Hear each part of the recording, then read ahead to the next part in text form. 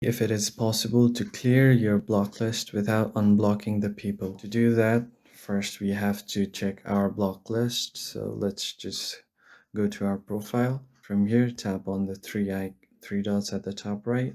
And from here, if you scroll down, who can see our content? Under that section, you can see the blocked accounts here and all of these accounts that you have blocked. If you want to clear this list without unblocking them, right now there is no possible option to do that, but what you can do is you can try to contact your Instagram help and support team.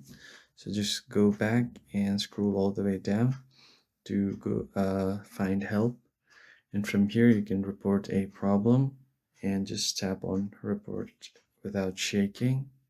From here you can briefly explain that you want to clear your block list without unblocking those people and send this to Instagram. Maybe in a few days they will be able to reply to your problem and help you with that. But currently there is no active solution to the problem that you can do to clear your block list without unblocking them. I hope this was helpful and I'll see you on the next one. Thank you for watching.